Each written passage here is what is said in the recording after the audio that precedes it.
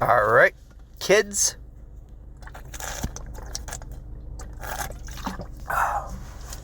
Just drinking a little bit of my Intelligente water. I don't drink that dum-dum water. And in case you don't know, this is Casey Kidd. This is No Subs, No Dubs. And today we're talking about Ley de Herodes. The law of Herodes, I guess. I'm pretty sure ley means law. Someone out there, correct me. First Spanish-speaking film, mostly Spanish. There's a little bit of English in it, in fact. And I will say this. I have broken English as my main language and broken beyond repair Spanish understanding. It's 4 years of taking Spanish in high school and probably knowing what la and de means out of that title. So, no subs, no dubs. Watch international movie, as they're now called. And obviously watch it without subtitles and dubs. And that's the plan here. Okay? And first off, I like to do a shout out of stuff I've listening to or stuff that's interesting to me. Yeah, I'm going to do the Science of Birds podcast. Okay? The Science of Birds. Because I really like birds, you know? And I was listening to the one on hummingbirds recently. I've listened to about 4 of them. The bird songs one is hummingbirds one I'm listening to. And then there was like migration and stuff. And it's fascinating how birds are and their science. Go take a listen. You know, give them 5 stars, what have you. It's a good podcast, very calming voice, not like mine, not annoying. So he has a very calming voice, teaches you some bird science facts. And what I was surprised about is if you search in like birds in your podcast, right? If it searches now, I think like there's just gonna be a lot. There's obviously the Science of Birds. But there's a lot of just different podcasts on birds and birding, which is funny to me. And I'm not saying there's nothing wrong with that. It's a very interesting niche to have tons of podcasts that are just coming up. But yeah, there's a cranes episode. Someone out there listen to that one and tell me if that's any good. But enough of that. We came here for a movie that has nothing to do with birds, I don't think. I don't remember a bird. There's a pig. There's pigs in it, right? But I don't remember anything about birds. Oh, also, Baka Boy. Baka Boy's my producer. He's screaming at me in the other room. He's like, tell him about our stuff, too. Yeah, so there's a Twitter, twitter.com/no-subs-no-dubs-pod, right? That's the Twitter, and then there's a Patreon, Patreon/no-subs-no-dubs. Okay, enough of that. We got to get into the meat and potatoes of this, or the rice and beans, since I just watched a Latino film.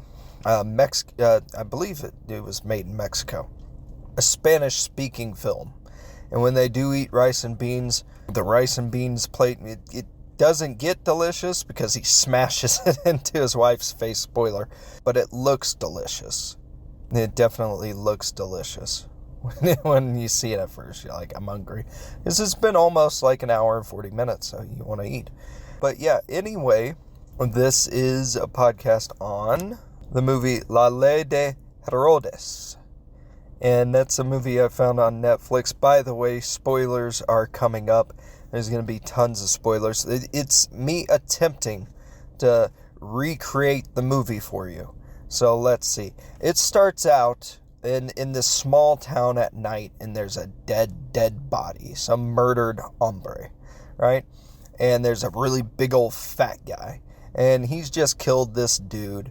And he runs from his building area thing. And he goes outside into the darkness, and there's a mob chasing after him. And then there's a head cutting off scene. So that's pretty much the beginning. And then we get into a political meeting with these angry old men, because angry old men are always political. So they're talking and whatnot. And I assume they're talking, picking out their puppet to run that town, in the town from the beginning. They want a political puppet.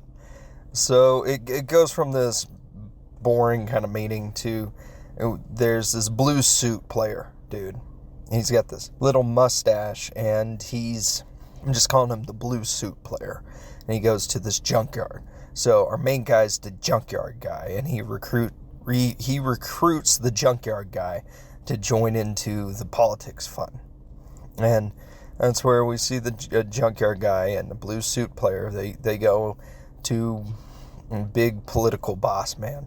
They go to his place to have a meeting with him. And it's this whole, like, talking about, do you want to be El Presidente, I think? Something like that. It's all political mumbo-jumbo anyway.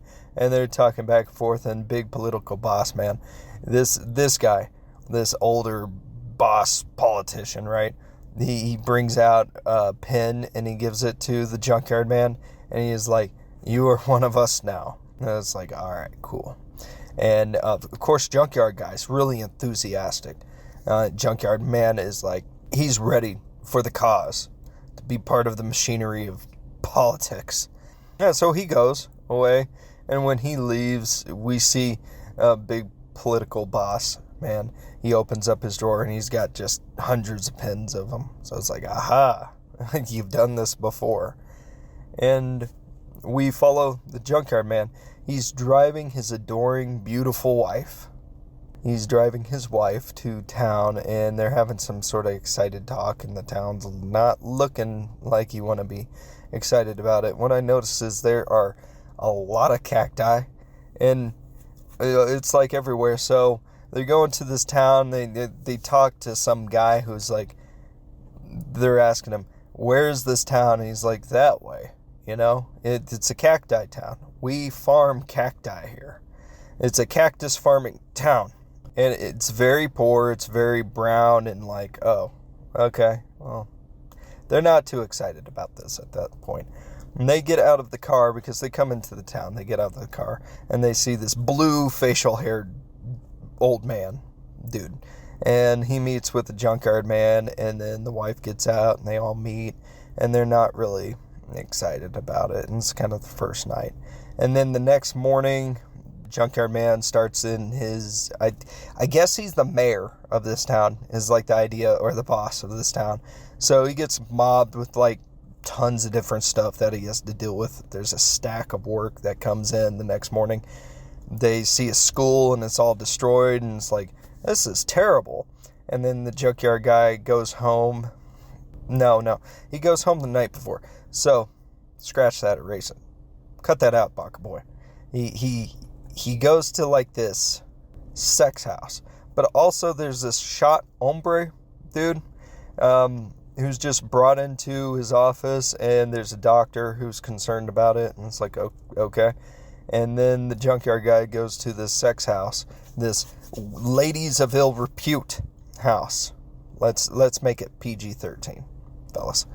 And he deals with the madam, and they argue, and then she tries to pay him her whore money. Lady of ill repute's money. And he's like, no. And then it's like, leave town. Is he telling her to leave town or something? He's all bright-eyed and bushy-tailed, and he's like, no sinning in my town. And then he visits the church next, which is interesting. And at the church, he talks, this like the church dude is this fat church dude, right? I think he's on the take a little bit. He's like all about his money too. And the fat church dude brings up his hand.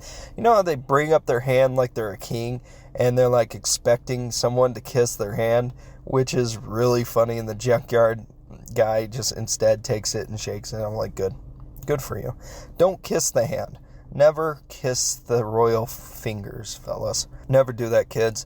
So, the dead hombre from before He got shot, so he has to get buried, and the church man takes a little bit more money. The fat old church guy, he's like, for a plot, I need some money. And then it cuts to Junkyard Man's actually digging the hole or finishing, like putting dirt over it and stuff. And he gave him money, so it is what it is. And there's some more talking and whatnot. It's not too super actiony. It's a lot of talking back and forth. So if you don't understand the language, I don't know, learn Spanish and don't spend 4 years wasted on it. Actually try to learn it. We're gonna go on from this. There's a driving scene, and he's talking to himself. Junkyard Man is driving, he's talking to himself, but there's a pig in the car. So I think he's really talking to the pig. Oh, a little cute pig. As you drive with a pig in the car, you know what it's like. And then there's some driving trouble. The car has some issues, and he has to pull over. And then an English speaker comes over, and he starts speaking English. And I'm like, oh, I understand Spanish now. No, he's speaking English. And he's an American, and he ends up helping Junkyard Man. So the American, I think his name's Robert Smith in it. Then Robert Smith ends up helping Junkyard Man, whose actual name is Juan, but I kind of like saying Junkyard Man better right now. I'll switch it to Juan later. But the American helps him, and he's like, we're good, amigos. And then Juan, Junkyard Man, tries to get all political with him, and the American, he ain't having it. And they leave. And the Junkyard Man goes on his way, and he visits the big political boss man. And he gifts him the pig. And the big political boss man doesn't really want the pig. I'm like, that's a nice gift. Pigs are very intelligent, by the way, and they're delicious when you cook them up. But big political boss man, he gives the Junkyard Man a huge law book, which makes sense. The title is Ley de Herodes. So I assume maybe this guy is Herodes, possibly. But there's this big old law book that he has now. And then he punches the Junkyard Man and laughs about it. And then big political boss man, he gives the Junkyard Man, he gives Juan a gun. Which this is where it starts going downhill, folks. Politics, when you're trying to help people, is okay. But when you have a book and a gun, it's not going to go well. You got two damaging things, words and bullets. So let's see where it's going to go from here. Basically, the Junkyard Man goes back to town. He starts reading the law book, which I would suggest no one ever read anything after watching this movie. I'm like, don't read the law because you'll abuse it. Don't read the law because you'll abuse it.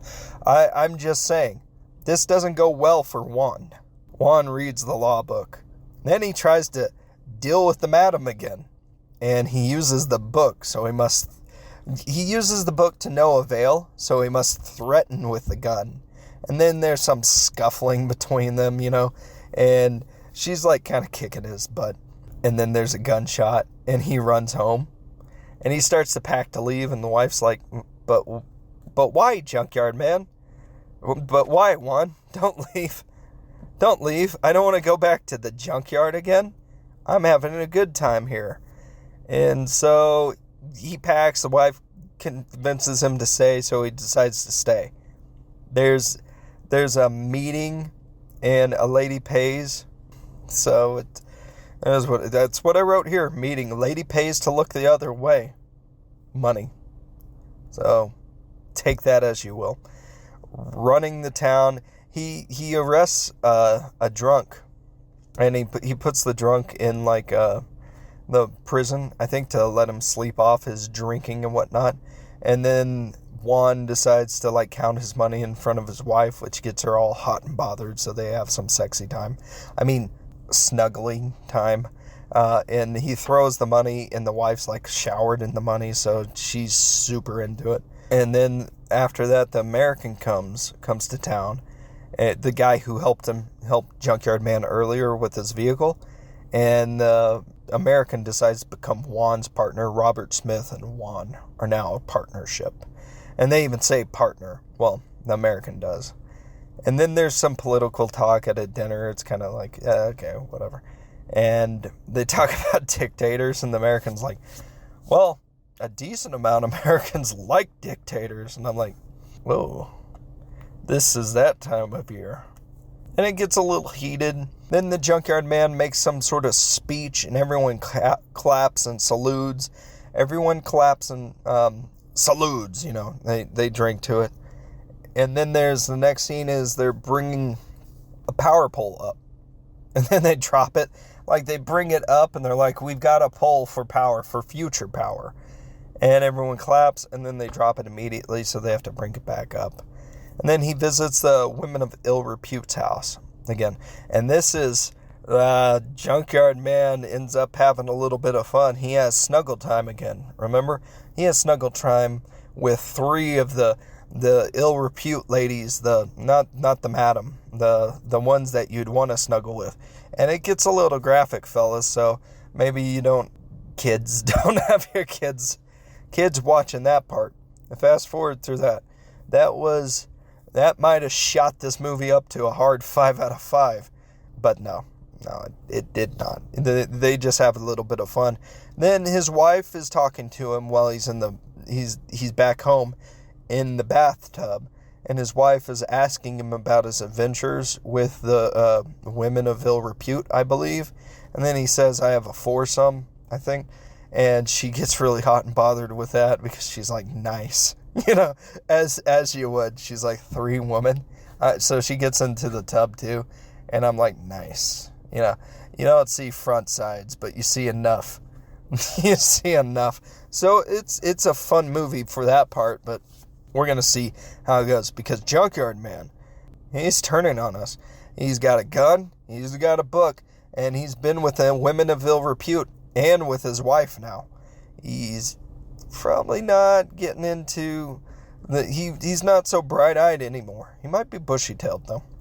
So they have some bathtub snuggling, and the American's, like, jealous. Like, it cuts to the American. He's been listening the whole time because he's right there, I guess. So he's like, lucky dog, And I'm like, I understood those words too. Then there's some church business after this. And I guess the big old fat church man's all mad about the women of ill repute. And he wants his money. It's all about money at this point. He'll get about the gun sooner than later. And then there's a battle at the women of ill repute's place. The junkyard man goes to the lady's place, the whorehouse, if you will, but he forgets his gun, and he gets his butt kicked by the bodyguard. There's a bodyguard with the madam, and he gets thrown into a pig pen and has to pretend he's a pig for a little bit. It's a whole thing. Then he goes home, and the American's dancing with his wife. So the American's dancing with Juan's wife, And I'm like, I know what this is going to be.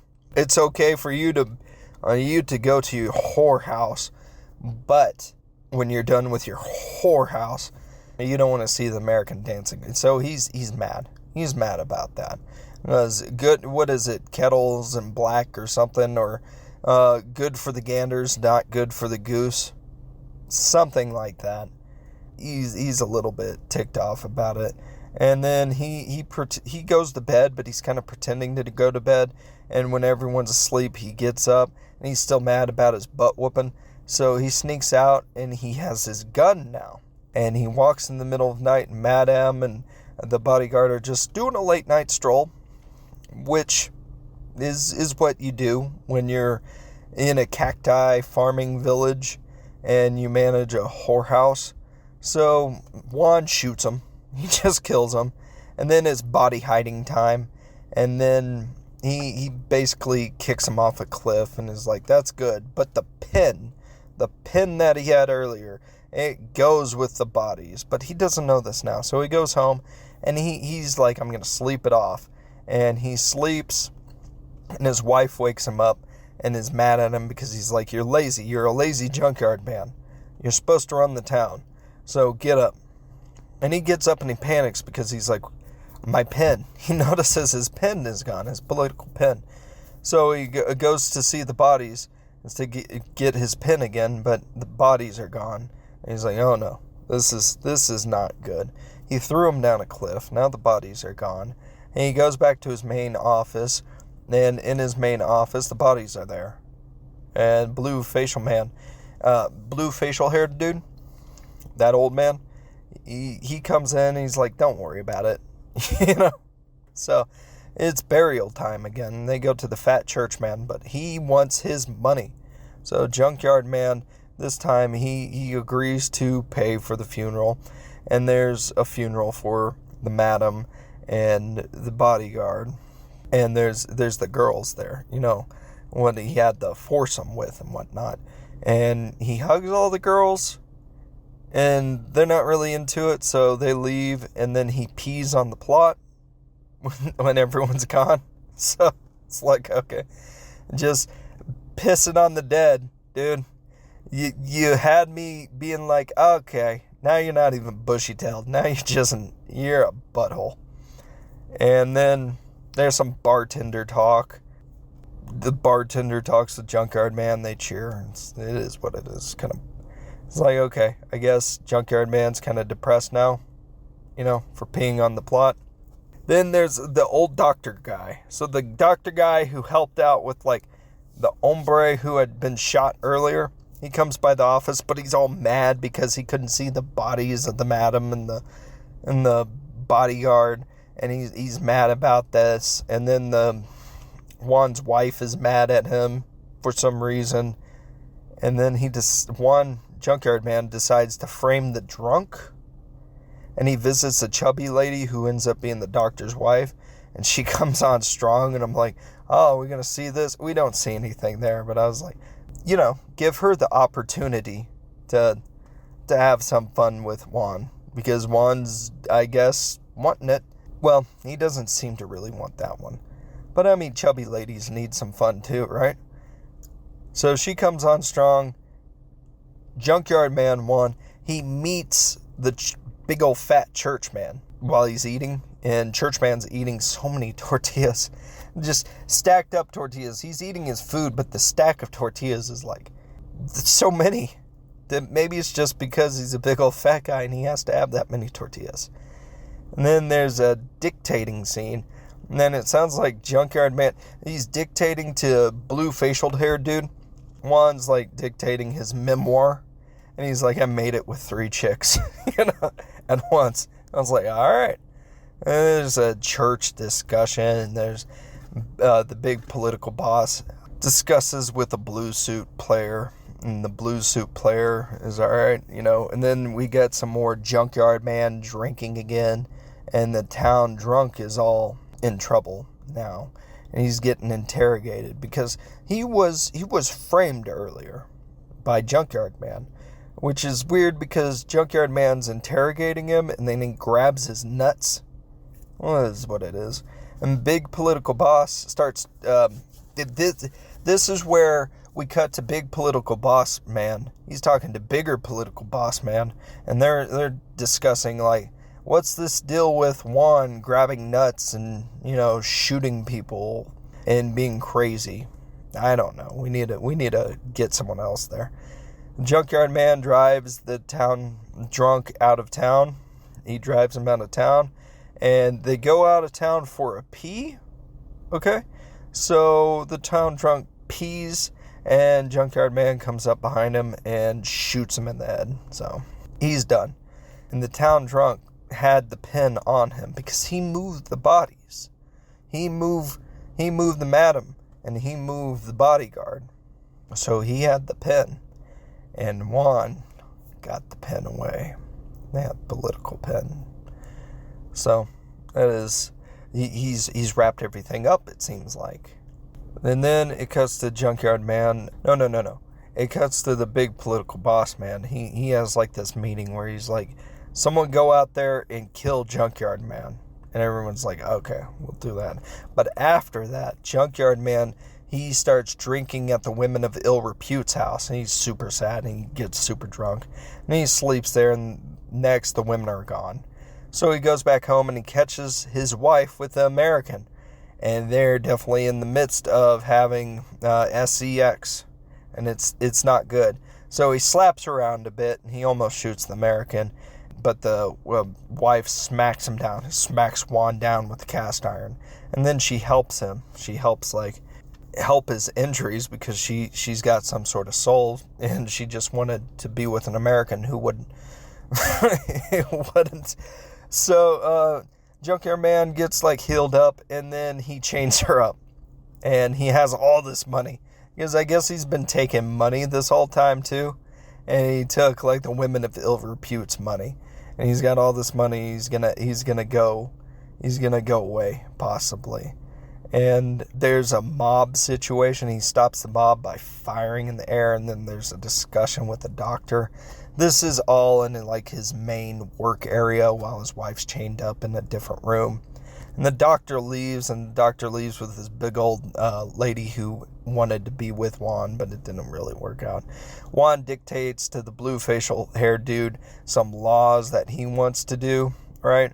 And then Junkyard Man Juan gets his people's offerings to the government, and blue haired dude's like, all right, you can't just take people's belongings. I'm done.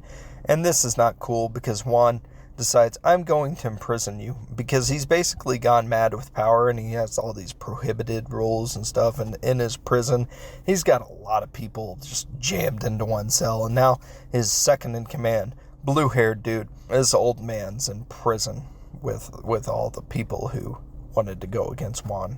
There's a newspaper delivery scene, which seems to be not very good news. And then there's a scene where the churchman, big old fat churchman, helps Juan plot. He helps him plot. And then Juan visits his wife and unchains her. And then they scuffle after they get feed. That's where I was saying, the rice and beans. They have a rice and bean scene where it's eat it. And then he, puts it in her face. And they have this all scuffle, and he chains her again. And then that's when the big political boss man's enforcer. Because big political boss man was having a meeting about, let's do something about this Junkyard Man dude. And so big political boss man gets this enforcer to come to town to have a meeting with Juan. And big political boss man is actually already in Juan's office, in Junkyard Man's office. And a storm's all a-brewing and coming and whatnot. They start talking about, Juan's dictations and the book and the gun, and how Juan went a little bit trigger happy with this gun. And that the big political boss man wants his money. They got to pay the boss. So Juan goes into the other room, and then he sees his wife escape with the money. And a written note saying, I'm going to America with all your money. And Juan's like, oh no. And the enforcer's there, because the enforcer was following Junkyard Man around. And the enforcer's looking at, where the money should be. And that's when Juan gets out a knife and cuts his throat. And it's ooh la la, this is getting spicy.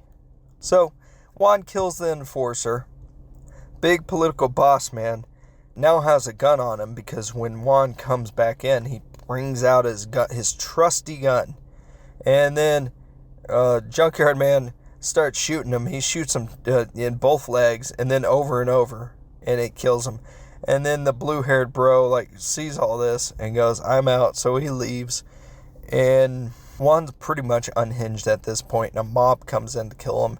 They throw fire into the main building, the political mayoral building for this town, And Juan comes out, and he starts shooting in there. And then he's like, I don't have unlimited bullets. So the mob's all gathering around. And remember that electricity pole? He climbs the pole during the storm, and I'm like, this is not good. I thought he was going to get lightning struck, but no, it does not go that way. He just climbs up it, and then a mob car or Mexican fuzz come in, and they save him. I don't know if it's the police or the mob or some political people, but they come in with this old-timey car. It's in the 30s or something. I think they're all old-timey cars, but they come in and they save Juan. And it's weird because they go away, and then a new couple comes in, and it's basically the same thing where they come in and they see all the cactuses, and they're like, oh boy, it's a cacti farm town. what are we going to do here? How are we going to have money? And it's basically the same thing. One guy who looks like he's got a pin and he's all bright-eyed and bushy-tailed, and he's got a wife who's like, ugh, and then there's blue facial-haired old man, and he's like, welcome to town. We always do this. So, whatever. So it's pretty much the same as before. Then we see Junkyard Man's junkyard, and guess who's in control of it now? Blue Suit Man. He's in control of the junkyard. And what has become of Juan? He's become a politician, or a presidente of some sort. He's talking to a bunch of other politicians. He makes a big speech, and they all clap, and it's the end. So, yeah, I guess that was it. I think I mentioned pretty much everything. The wife gets away and goes to America. Makes sense. Yeah, it was, that's pretty much it. I don't know what else to tell you. I think I followed it pretty well. Hopefully, you followed any of those strings. I wrote down notes. I got confused on, a couple of the notes, but that was kind of what happened. It was a decent-looking movie. It was a lot of talking back and forth, and I expected more of a comedy, like a straight out-and-out comedy, but I guess the thing said satire. So my assumption is what I learned from it. This is what I think the thing to take away. You don't give someone who wants to be a politician a book and a gun. Maybe that's or you don't tempt them with an ill repute house or something, or money. Everyone's getting paid in this or wanting money. He's wanting money. The church man is wanting money. It's all kind of back and forth. He just shoots a bunch of people in this too. He shoots the madam and the bodyguard and the town drunk, and he's threatening with the gun, and he ends up shooting the big political boss man and all this stuff. So I don't know. Maybe don't give politicians guns is the lesson. It was a decent movie. I'm thinking a soft 3, to be honest. It's somewhere in the 3s. It was a decent looking movie. Sound quality's fine. Just as far as what happened, I just went over what happened, and it wasn't extraordinary. I feel like I was expecting more of a laugh out loud comedy, and when he starts the snuggling bits, that's when this took a turn. I thought it was gonna be more him coming to town and seeing how messed up the town is and really fighting for it. No, he jumped. I don't feel like there was much of an indication that he wanted to play in the whorehouse, but I guess he did. So that kind of took a turn for me. It was an okay movie. I wouldn't watch it again. That's kind of what I felt like. It was it's okay. What was a 3? It wasn't dog crap, and it wasn't ugh, I wouldn't want to watch this again. But it wasn't on the better side of a 3. It was a low 3. And yeah, that's the wonderful commentary that you get out of this podcast. Is I guess it's a 3. But anyway, like I said before, patreon.com/no subs, no dubs. Definitely appreciate. It's at $2 a month, so trying to get at least 4 of these done every month, once a week, would be the goal. So maybe it's worth it. But hopefully you like it. On Twitter too, I think I'm gonna push out some what movies should I watch kind of thing. Or Baka Boy, maybe you can do that. Maybe you can poll some of the people out there, and then obviously if any new recordings drop or anything like that, we'll put a link out there or let people know. So that'd be a great place to go, is twitter.com/no subs no dubs pod POD, and you can follow along with any new episodes. But I hope you guys like this. I'm Casey Kamikaze Kidd, blown up all over this bitch. Take it away, Baka Boy.